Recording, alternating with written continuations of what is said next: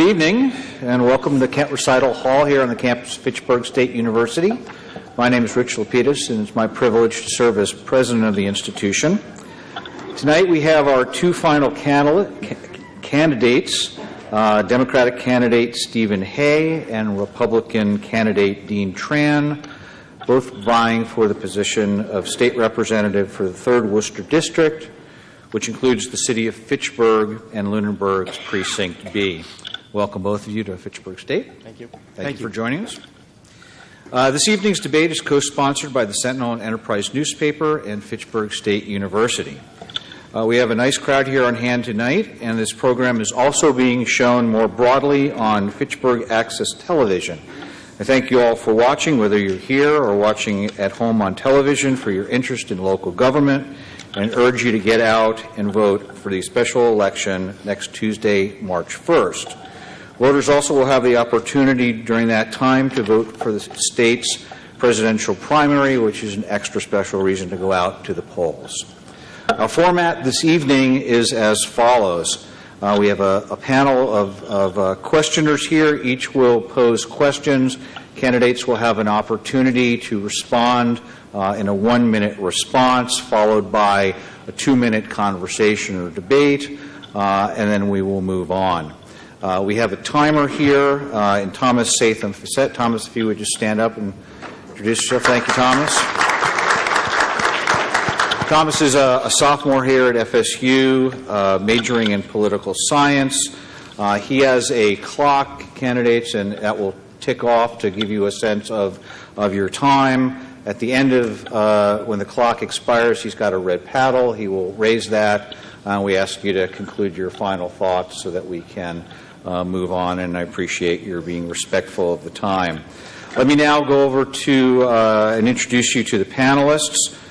First, we have Mr. Charles St. Amand, who is the editor of the Sentinel Enterprise. Thank you, Charlie, for being with us this evening.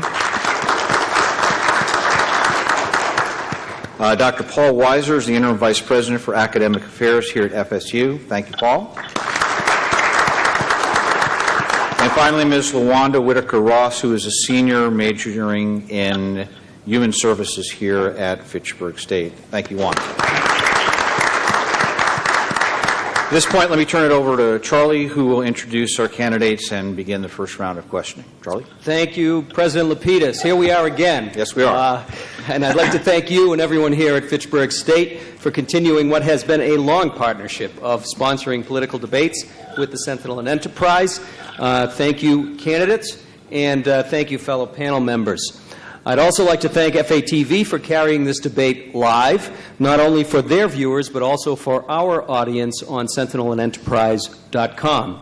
And whether you are watching at home or are part of our live audience here tonight, you may also follow our live social media coverage at sentinelandenterprise.com and contribute by using hashtag SEDebate on Twitter. Thank you. So I want to introduce the candidates. To the audience's left, Councilor Stephen Hay. Good evening.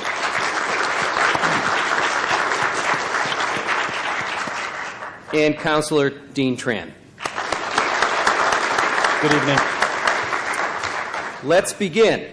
We did a coin toss which determined that Councilor Hay would get the first question first, and then we'll alternate. Councilor, if elected, what will be the first piece of legislation you will file? Giles, thanks for the question. The first piece of legislation I will file would be determined by the residents of the district as to what would be in their best interest. One of the things I will do as a state representative is not determine what people need. I will ask them what their needs are and then advocate for them on their behalf.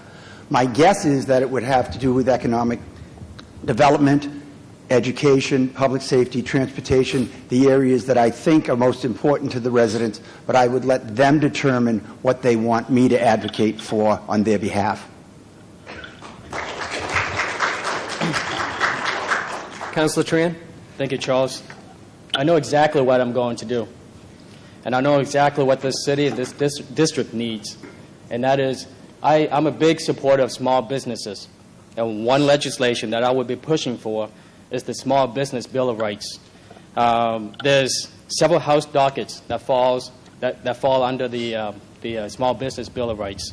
2932, 2935, 2929, 2937, 2926, 2939. I'll be supporting all of those because it makes it easy for small businesses to grow and raise revenue.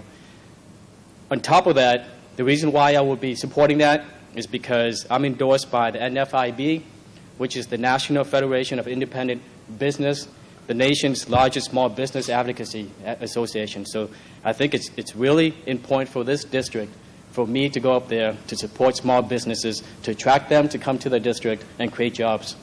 Thank you.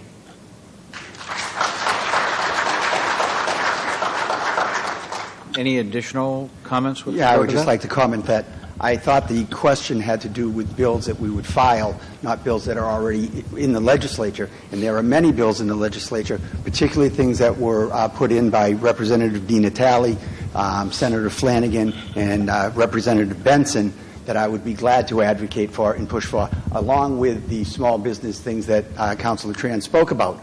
I think one of the things we need to understand when we talk about economic development, it is not just bringing new businesses into Fitchburg and Lunenburg.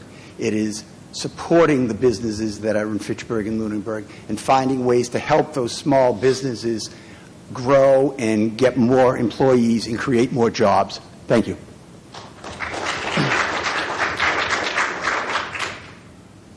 Thank you, Dr. Lapidus. That is the reason why I'm supporting the Small Business Bill of Rights, because it protects and it helps existing businesses.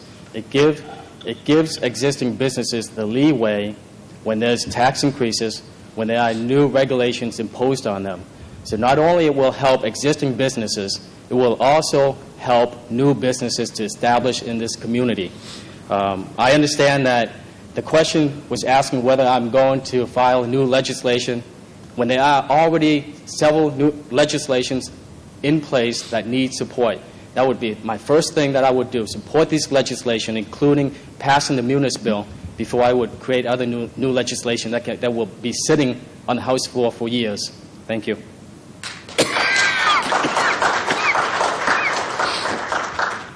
Anything else? Okay, then let's move to question 2. Paul, if you would ask your question of Dean. Councilor Tran, both of you have served on the Fitchburg City Council for many years. Please name the one accomplishment about which you are most proud and why you chose that accomplishment. Oh boy, there's so many, but if I were to pick one, that would be the sex offender prohibition ordinance that I wrote, spearheaded, and worked collaboratively with my colleagues to pass. That set the tone for this district, not only this district, but this whole region for other communities to follow. And with 4 children and a big advocate for protecting children, that was a very important legislation that I'm very proud of writing and passing. Thank you.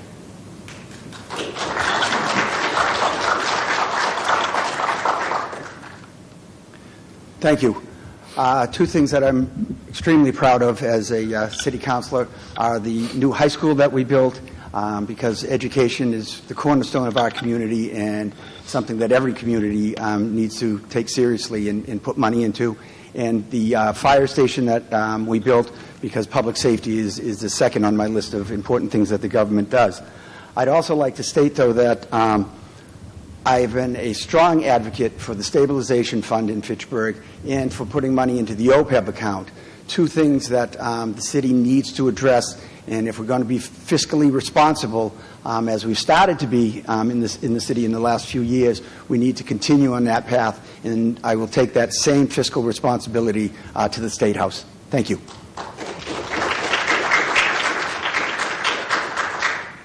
Anything else that either of you would like to add to things that you're I'd particularly like you proud to of? keep in mind when I answer your question, my answer pertained to what I did, legislation that I wrote, and there's several other legislations that I personally wrote, and I plan on doing the same thing as a state representative for this district. Thank you.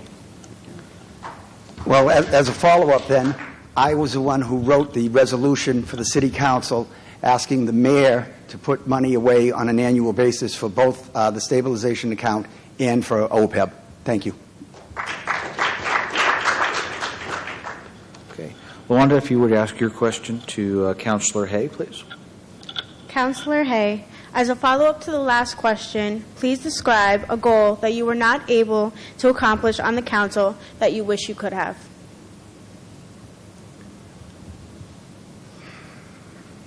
I think the most important thing that we were unable to do in my tenure as a city councilor is to get more balanced budgets and have a budget that did not go up 2.5% on an annual basis. The 2.5 prop gives these cities and towns a maximum amount that they can raise the taxes on an annual basis. I've been an advocate since I've been on the City Council for a mayor to just once raise it 2% or 2.25%, just to show the residents that we don't need to squeeze every nickel and dime out of them, that we can do better with less with our departments, and we haven't been able to get that accomplished. Thank you. Thank you. I have accomplished many of the goals that I set forth to achieve as a city councilor. One of the things that I put forth several petitions, and only once that was co-sponsored by a fellow councilor who was Councilor Dean Natale, was to reduce the increase of 2.5%. I did that. I wrote those petitions, and it never passed. I asked the council, and I argued so many times and so vehemently that we need to give the taxpayers in the city a break. And we keep on increasing the property tax to the maximum for 24 years now, since the inception of 2.5 proposition. That never passed. And that was the goal that I set forth when I first came on the city council. I submitted several petitions, and unfortunately, none of those petitions passed the City Council. Thank you. Other comments on that question? Set. All set? Okay. Then that concludes our first round of questioning from the panel. Those of you just tuning in, we're here at not Kent State. We are at Kent Recital Hall here at Fitchburg State University for a debate between candidates Stephen Hay and Dean Tran for state representative for the 3rd Worcester District. At this time, let's move to the second round. Charlie, if you would ask your question, please.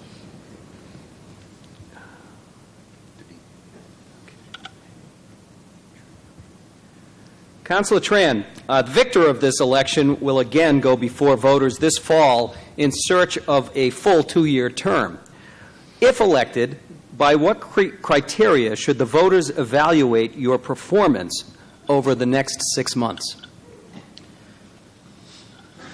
Community engagement. From now, should I be so honored by the people be elected as the next state representative, I want them to measure my time from the point that I was elected to the next campaign to see how focused and how engaged I am with the community, how I have involved myself, listened to them, and be able to bring their requests to the State House. And also I would like to see that they measure my success by how many bills that I am able to support and how many bills that I'm able to write. Thank you.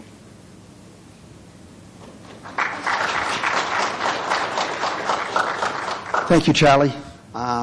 This is a special election, and it will be a short term. It is a sprint, not a marathon. So when elected, we will have to get up to speed quickly and start working fast and get things accomplished. But I think that at the end of the time, and we come to November for re-election, I think what we want to ask people is, have you been accessible? Have you been responsive to the constituents? And what did you do during the budget session to make sure that the legislature understands that a fair share needs to come to the residents of the 3rd Worcester District? Thank Thank you. Additional thoughts? Yeah, I'd like to also add that I made a lot of promises in terms of what my goals are for this district. And by November comes, and should I be elected now, I want the people to realize and see what I have done and what the path that I have set in terms of me achieving these goals for them going forward. Thank you.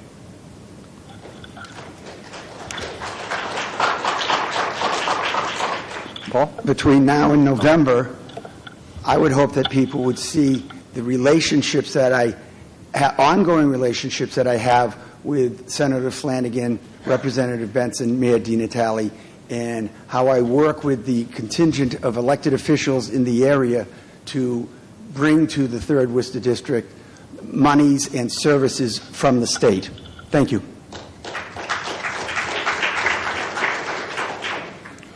Paul? Thank you. Pending legislation before the state right now would require voters to show identification before being allowed to cast a ballot. Supporters note that many other states require such identification as is required to cash a check or rent a car. Others say the law would disenfranchise thousands of voters, including those living in homeless shelters or domestic violence facilities. Would you vote to create a voter ID law? Why or why not? Is that for me, Paul? That's for you. Yeah. I would be opposed to it at this time. I think that we have a lot of disenfranchised people hopefully coming to the polls, and we do not want to discourage them from participating in the process.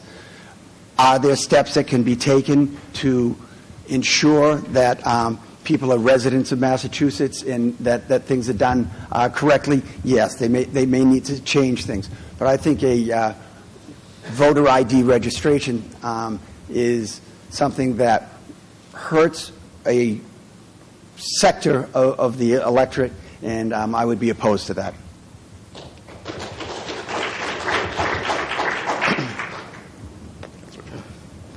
Paul, that depends on what kind of voter ID we're talking about. I'm a law-abiding citizen. I have always been. I teach my kids to be law-abiding citizens, and I also believe in democracy. So if a voter ID requires something as simple as a library card, I have absolutely no opposition to that, because I think having some kind of ID would not hurt the democratic process we have in place. Thank you.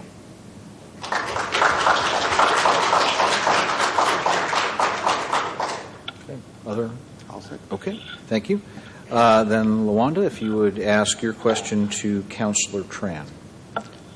Councillor Tran, the State Board of Elementary and Secondary Education will vote tomorrow on Education Commissioner Mitchell Chester's recommendation not to open a second charter school in the city of Fitchburg.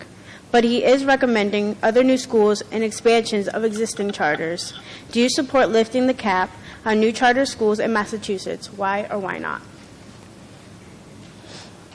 So there's no question or doubt of my complete support for the public school systems. I'm a product of the Fitchburg school system. I have 4 kids in the public school system at every level.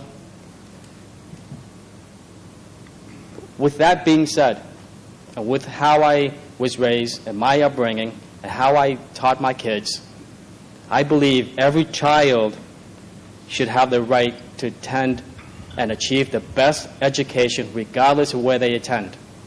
And I also believe, as a parent, should have the right to send their kid to the best school that they believe where their child will be able to achieve the best education. With regards to uncapping the charter school, here's something that I differ from the governor, who I have great respect for, and that is, if there's an uncap of charter schools, I would work with the governor as well as the state legislators to make sure that uncapping the charter school numbers would not have any kind of a negative impact on the funding to the district schools. Because right now, the formula is not conducive to the success of our schools if we do uncap the charter schools. Thank you.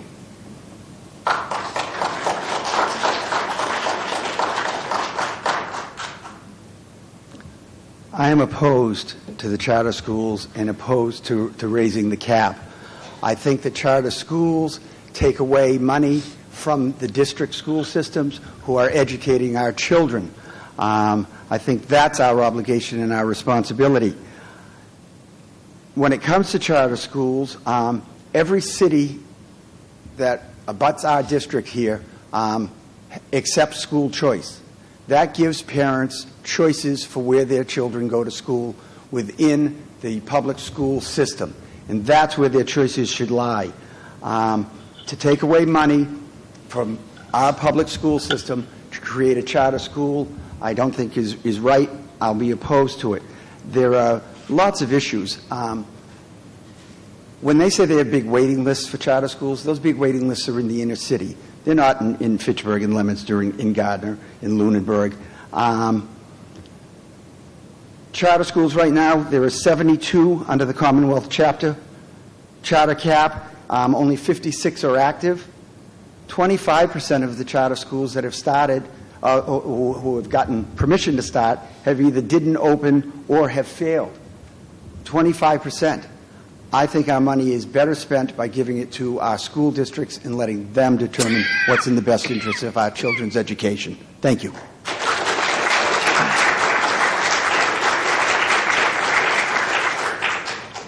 Other comments on the charter school issue? I know very well what our district schools need because I'm a product. I have kids in the school systems. There's a bigger problem with public schools, and they're not just because of charter schools. Chapter 70 funding is not adequate enough.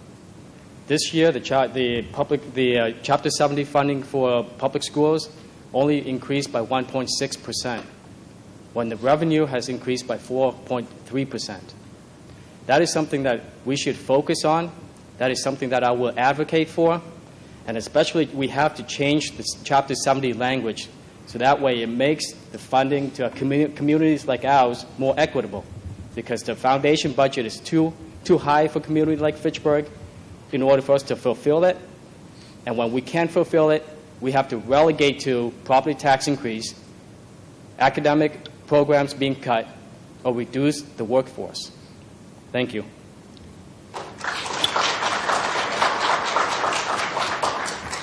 I would agree that we need to increase the Chapter 70 money coming out of Boston for the cities and towns. That would give our school departments more funding and more programs that they could produce for our children. It's important that the State House understand that a city like Fitchburg has very different needs in regards to education than a city like Weston. You know, a town like Weston has 3 kids moving in and out of their city in an academic year. A city like Fitchburg has 25 to 30% of their children move in and out. And that makes a difference. And to judge us the same and hold us to the same standards when it comes to standardized tests and things like that just isn't right. And we need an advocate in Boston who will make sure that they understand that and that they take that into consideration when they fund Chapter 70 for our district. Thank you.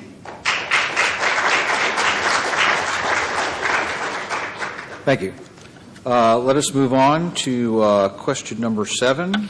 Charlie, if you would pose your question to Councillor Hay. Councilors, as you know, we invited readers of the Sentinel and Enterprise to submit questions for the candidates. Here is one. She would like to know if each candidate plans on resigning their full-time day jobs and Fitchburg council jobs if they are elected state representative. She is very much interested in having a rep that is willing to commit to Fitchburg and Lunenburg, not only by having an office in Fitchburg, but also being able to devote the 40-plus hours each week it would take to get the job done. Councillor Tran. Thank you, Charles. Currently, I do have an office. My office is... It's Councillor Hay? I believe it's Councillor Hay. I'm sorry. That's okay. Thank you, Charles. Yes, I will be resigning as Director of First Parish Housing of Fitchburg to devote full time to being a state representative. That'll be 24 hours a day, 7 days a week, 365 days a year. It is a full-time job. That doesn't mean that other people can't do things on the side, but your main responsibility in your full-time job needs to be as a state representative, and I will be doing that. In regards to the City Council, you are not required to give up your City Council seat if you become a state representative. I will be doing that because I believe it creates a conflict of interest between the two positions. So when I'm elected on March 1st, I will be sending a letter to the city clerk giving her a date at which time I will be resigning from the Fitchburg City Council. Thank you.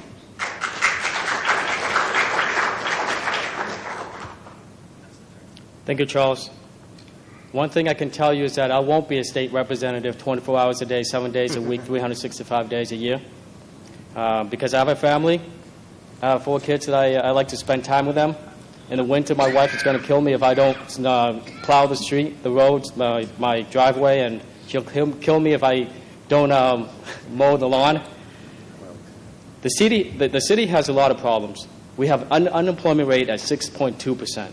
We have poor roads, poor streets. We have teachers working without a contract.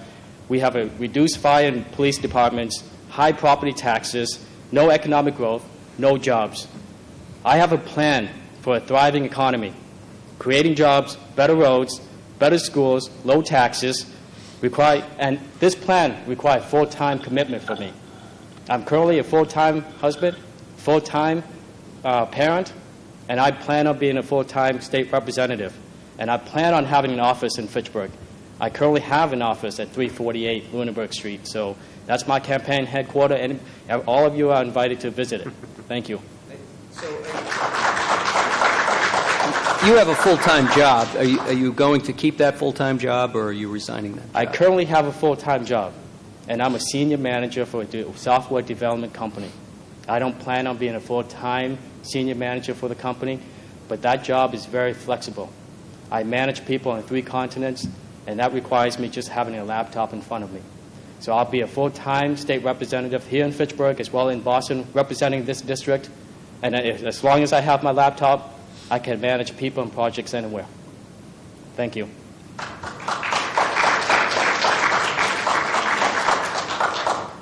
Okay. That brings us to question 8. Dr. Weiser, your question to Councillor Tran, please. Thank you. Councillor Tran. One of the problems complicating the state's response to the opioid crisis is the shortment of treatment facilities.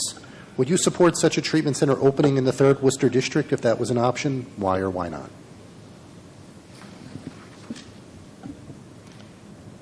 I would, because opioid is not just an epidemic, but it's a crisis going on. And the people who are affected, not just the victims, the addicts themselves, but also the family members.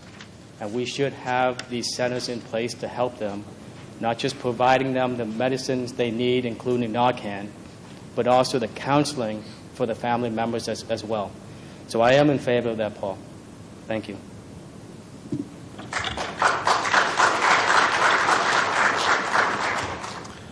The answer is yes. It's a disease and should be treated as such. We need education and treatment for those who suffer from the disease. And I also support a 72-hour evaluation period for people who are taken in by the police department. I will work with Senator Flanagan, Rep. Benson, Mayor DiNatale, Lunenburg and Fitchburg police chiefs, District Attorney Early, and Sheriff Lou Evangelitis to help abusers and their families to address these issues. This cuts across the whole board. There's not a family, by economics, by religion, by nationality, that isn't affected by this crisis, and we as a community need to come together and support them and work with them to eradicate this. Thank you.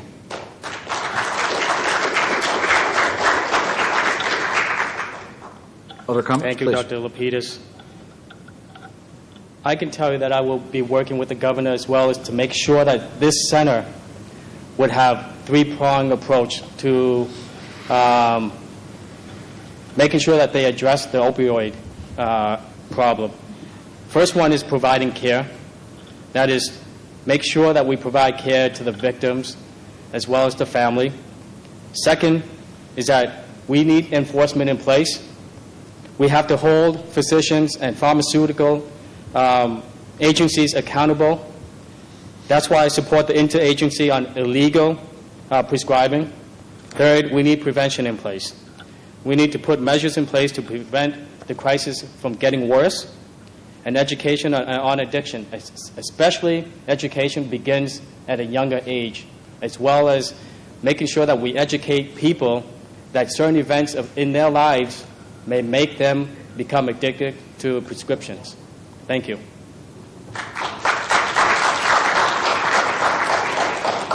Following up on that, I would just like to say that an educational component needs to be dealing with the doctors, caregivers, and the pharmaceutical companies who are starting many of these people down that road. We need to work to make sure that people understand when they have surgeries, when they have injuries, that a certain amount of pain needs to be dealt with, and you need to deal with that and to get through it. To simply give people things that mask their pain that they end up being addicted to is not right, and we need to educate people to that. Thank you. Okay, thank you, gentlemen. Lawanda, your question to Councillor Hay, please. Councillor Hay, if elected, how will you make yourself an effective voice as a junior legislator in a body so beholding to seniority? And Councillor Tran, if elected, you will be one of just a handful of Republican representatives in the state legislature. How will you be effective as a partisan outsider in a system as party-driven as the State House? Thank you. When I get to the legislature, I will continue to use what I call the 3 C's of government: communication, cooperation, and compromise. That's how you get things done. You need to talk with people, you need to work with people, and you need to garner consensus to get things passed. I equate being a legislator with being a baseball player.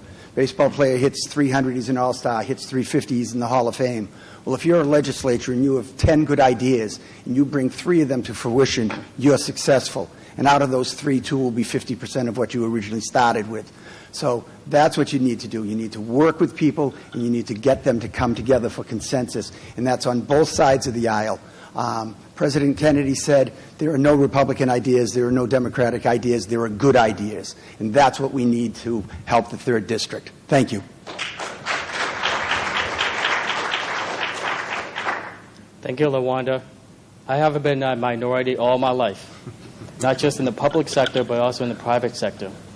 And my private sector has taught me how to work with people of various diverse backgrounds, people of all countries, all professional backgrounds, all race, all ages.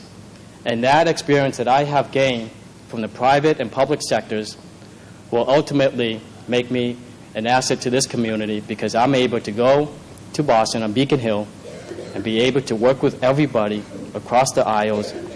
And I'll be able to work with the governor as well to make sure that I bring success back to this district. Thank you.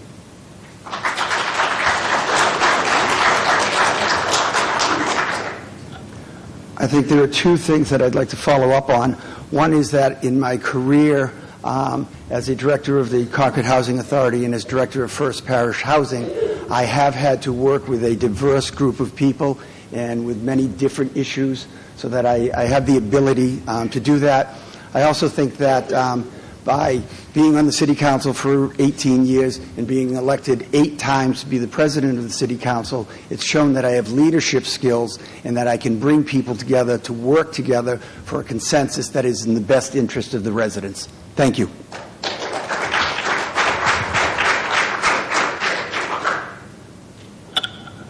Follow-up thoughts? I will bring a voice to the district, to the state, that I represent them, represent their interest, and I'll be a voice for the people in this district, in this room, and not be an echo. I promise you that.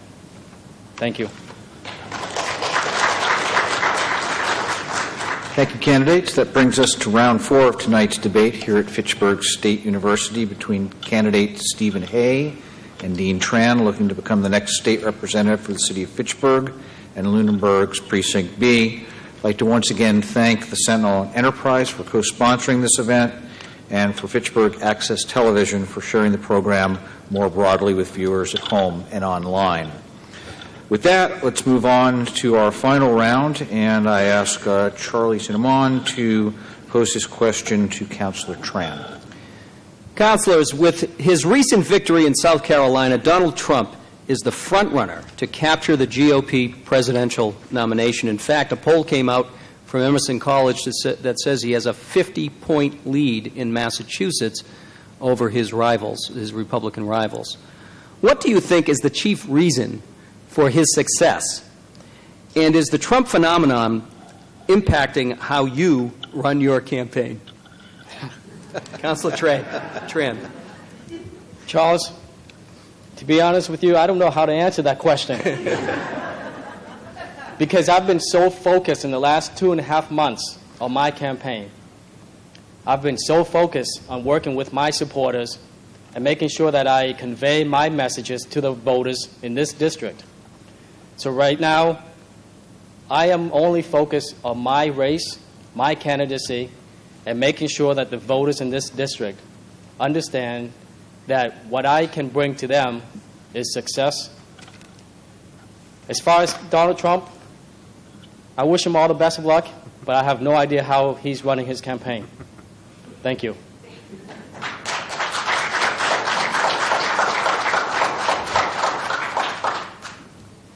In response to the question, Charles, I'll just say that I'm not going to try to figure out the hows and whys, but I will say that I do see in this electoral cycle that there are people out there who are angry and frustrated with government. There are people who don't think that government is being honest with them. People think they're not getting a fair shake and that things need to change. And I think the Massachusetts legislature, along with Governor Baker, can do that. We can show the people that we can be trustworthy and honest and dependable, and that government is there to work for the people and to protect people and to help people. But I think that's the underlying reason for that you're seeing some of the things on the national level that you're seeing. And we need to be cognizant of that. We need to understand that. We need to see that. And we need to be responsive to that. Because one of the things as your state representative, our responsibility is to hear and listen what you're saying and to advocate on your behalf in that manner. Thank you.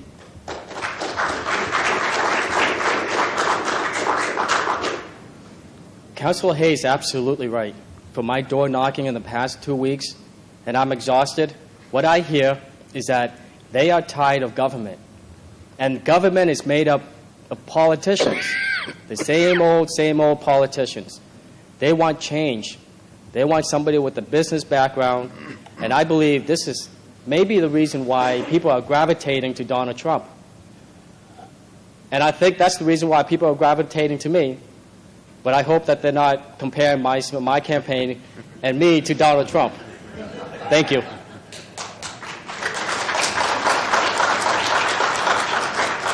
As a follow-up, Charles, I'd like to say that both candidates here tonight have better hair.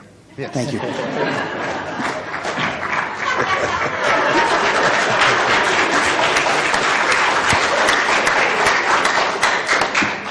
Thank you. That brings us to Dr. Weiser. Paul, please. The proposed Kinder Morgan pipeline, natural gas pipeline, has aroused strong feelings both for and against its construction throughout the region. Are you in support of the pipeline construction? Why or why not? It's a very good question, Paul, and a very difficult one to answer. I have indicated that I support the pipeline because I support creating alternative energy sources for the region and giving people options regarding their energy. Tied into that, obviously, is the Unitil question with their raising the rates on a continual basis, which hurts the individual homeowners and hurts business in the community. The pipeline would also create jobs, which is a good thing for our community. But I do have a couple of reservations. It was brought to my attention that the energy that is created doesn't necessarily have to stay here in this district, that they can sell it off overseas or to other parts of the countries. That needs to be worked on, and that needs to be changed. And I think that would be the type of thing that I would advocate for if we were going to pass the bill. The other thing is that you're asking everybody to pay for this, even if they don't use that utility. And I think we need to look at that and try to figure out a way to make that more equitable for everybody. Thank you.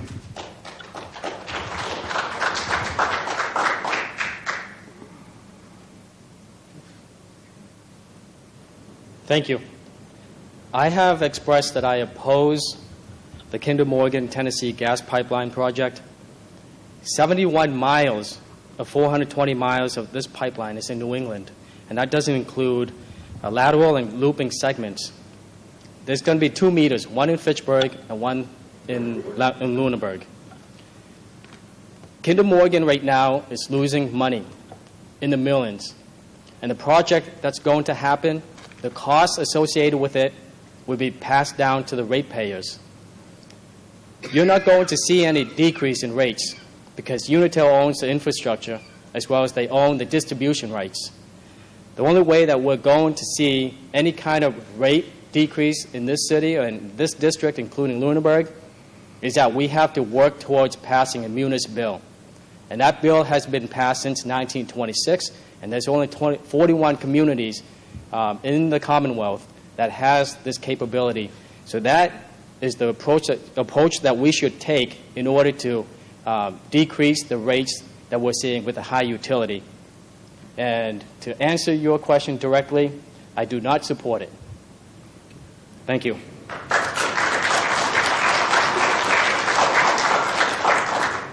I would agree with Councilor Tran that we, as your state representative, we would need to work to get the munis bill passed. I think we also need to make sure that the state helps the district explore any and all alternative energy sources. And we need to increase the solar cap and net metering, which would affect Fitchburg and Lunenburg. Thank you. That's very true. Energy costs are very high in this district, and we have to do something to reduce the carbon footprint in this district.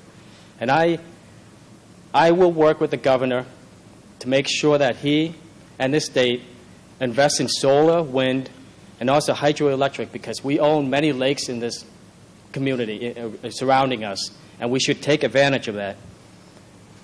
And also, I would also advocate that Unitil should release more space on the grid for ratepayers in Lunenburg, because there isn't any more space for them to use for solar. Thank you.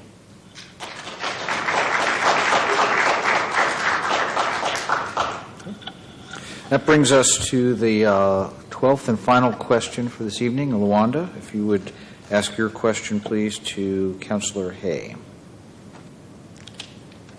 Councillor Hay, do you think the state's current formula for calculating aid to local schools adequately addresses the educational needs of this district? Why or why not? Actually, I think I'm out of order, so I will flip that over to Oh, I don't mind if you want Councillor Hay to answer that. Go right ahead, Councilor. All in fair play here. Thank you, Lawanda. I do not think the formula is equitable for communities like ours. I spent some time looking at that. And I don't claim to be a rocket scientist, but I also don't claim to be uneducated. I can't understand the formula. It is so difficult to understand. It takes into account demographics, taxes, number of teachers, wages, everything. I don't think the administrators in the educational field even understand it themselves. So that's why I'm looking forward to supporting House Bill 412, which is written and supported by many Democrats. The House Bill 412 will allow us to change some of the language in Chapter 70, allowing net school spending to go below the foundation budget, as well as the funding for local aid be measured by the number of enrollments and not based on the prior year. And I said before, we have provided inadequate funding to Chapter 70. For example, this year it's only increased by 1.6%, whereas the revenue has increased 4.2%. So I would advocate for more funding and changing the languages to the formula. Thank you.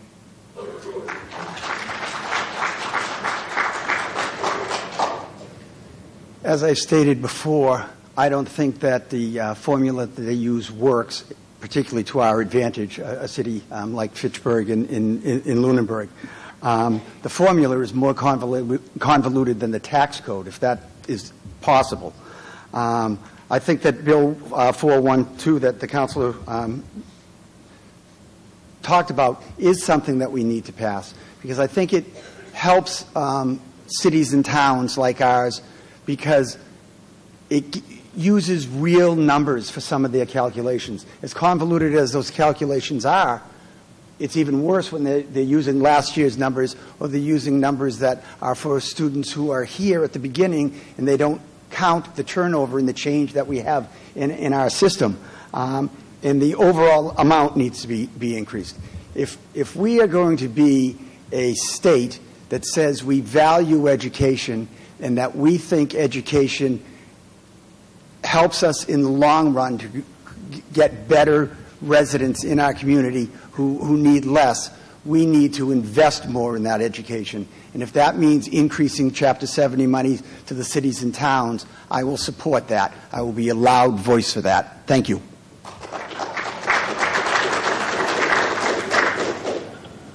Any additional follow-up thoughts? No, I just want to add that we do need to change the languages to Chapter 70 because communities like Fitchburg has been decimated in terms of not being able to meet our net school spending. And we had to relegate to reduction of the workforce in terms of reducing the number of teachers. And if we're able to change those languages and be allowed to determine and dictate our net school spending, we wouldn't have to reduce or lay off teachers and possibly be able to hire more teachers. Thank you.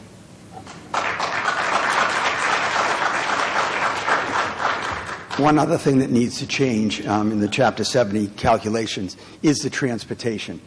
A city like Fitchburg gets killed by the amount of money that we need to take out of our school budget for transportation on an annual basis, and that money does not go towards net school spending, which it should. So that's a calculation that I will fight to change. Thank you.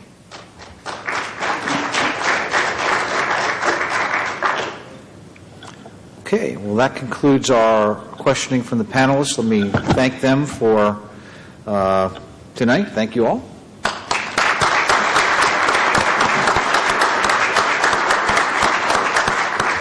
At this point, we have an opportunity for each candidate to provide 2 minutes of closing remarks, and we will begin with Councillor Tran. Thank you, Mr. Santamon, and the Sentinel Enterprise, as well as Dr. Lapidus and your staff. Thank you to everyone here, as well as people at home watching and listening. If you want a better economy and jobs, I am the candidate with 18 years of private sector experience. If you want better streets and roads, I am the candidate with an economic development plan that includes infrastructure projects. If you want to improve our schools and education, I am the product of the public school system, and I am a candidate with children in all school levels. I am the only candidate seeking this position with a successful background in the public and private sectors. I have a record of developing goals, conveying them to the public, and achieving them. I have a record of being innovative and creating paths for the city and the residents. I have a plan for success, creating a healthy environment to live, work, play, and invest in. My vision is one that will change the perception of this district and make it a better place for you to live, raise, and educate your children. This district has been my home for the past 30 years. As an immigrant to this country, I believe in hard work. I believe you deserve someone who has the knowledge, experience, and can work well with others. I don't represent a candidate for change. I represent a new kind of candidate, proven leadership with accomplishments and results. I am that candidate. Together, you, me, and my fellow state legislators on Beacon Hill will work to build a better and brighter future for this district. I ask you for your vote on March 1st. Visit me at deantran.com or Dean Tran for State Representative on Facebook. Thank you.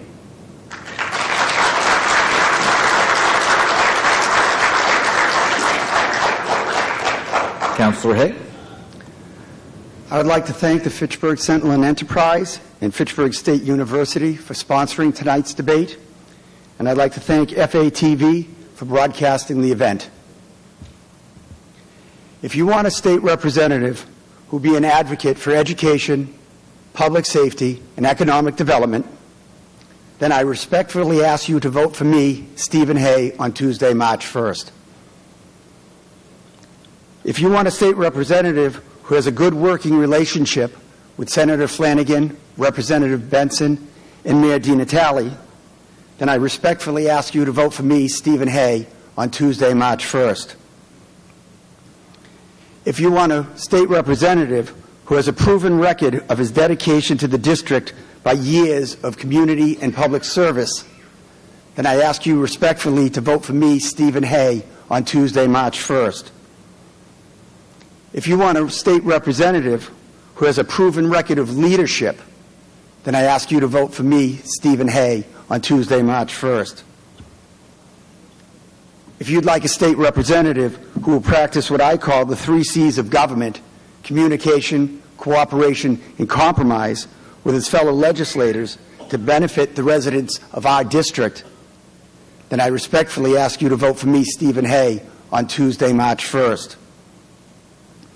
If you want a representative who will fight to protect working families, then I ask you to vote for me, Stephen Hay, on Tuesday, March 1st. And if you want a state representative who will be a strong voice ensuring that the legislature addresses the district's issues and concerns, then I respectfully ask you to vote for me, Stephen Hay, on Tuesday, March 1st. Thank you.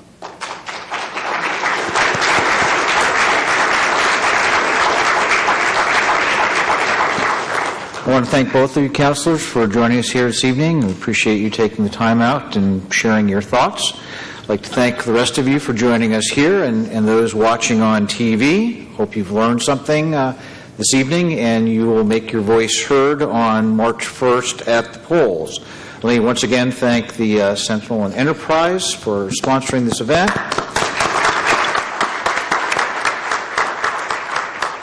FATV for broadcasting it, and thank you. Wish you good night. Be safe. Good night.